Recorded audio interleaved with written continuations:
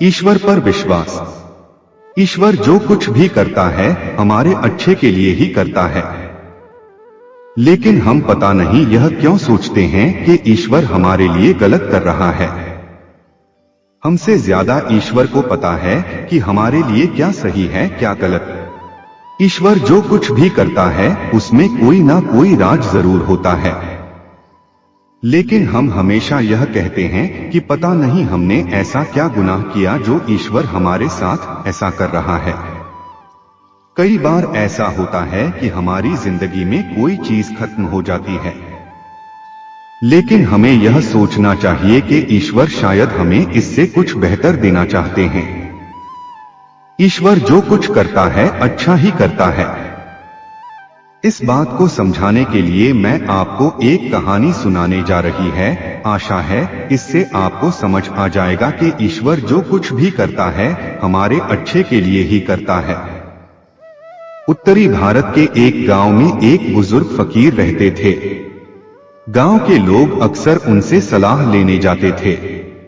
उस गांव में अचानक एक बीमारी फैल गई और गांव के सारे मुर्गे मुर्गियां और चूजे मर गए। गांव वाले फकीर के पास गए और कहा, महात्मा, हमारे गांव के सब मुर्गे मुर्गियां और छोटे छोटे चूजे तक मर गए हैं, हम क्या करें? महात्मा ने केवल इतना ही कहा, ईश्वर जो कुछ करता है अच्छा ही करता है। कुछ दिनों बाद कुछ ऐसी बीमारी फैली कि गांव के सारे कुत्ते मर गए। गांव वाले फिर महात्मा के पास गए और प्रार्थना की, महात्मा जी, गांव के सब कुत्ते मर गए हैं, अब कुत्तों के बिना चोरों से गांव की रखवाली कौन करेगा, हम क्या करें? महात्मा ने फिर कहा, इसमें भी कोई भलाई ही होगी। ईश्वर जो कुछ भी करता है अच्छे के लिए करता है। उस जमाने में माचिस नहीं होती थी। गांव में लोग आमतौर पर आग राख में दबाकर रखते थे।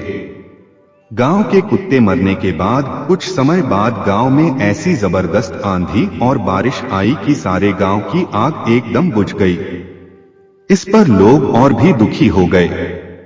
लोगों ने महात्मा के पास जाकर कहा, महात्मा, अब तो सारे गांव की आग भी बुझ गई है, क्या किया जाए? महात्मा ने फिर कहा, यह तो ईश्वर की और भी दया है।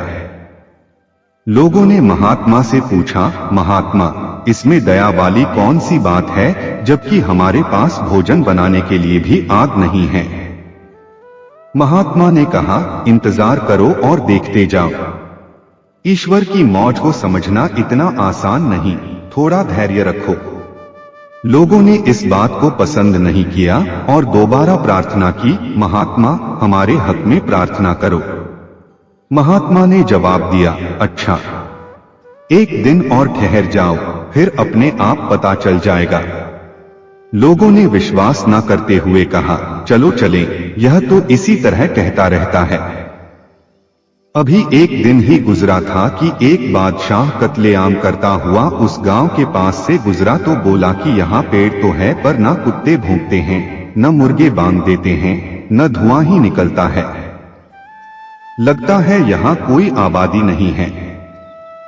छोड़ो इसको, यह कहकर वह गांव के बाहर से ही निकल गया। अब गांव वालों को पता चला कि ऐसा सब कुछ क्यों हुआ। वे महात्मा के पास गए और सच्चे दिल से उनका शुक्रिया अदा किया। महात्मा ने कहा, भाइयों, शुक्र है कि आप सब कुशल हैं। जिन पर ईश्वर की कृपा हो उनका कुछ बुरा नहीं हो सकता।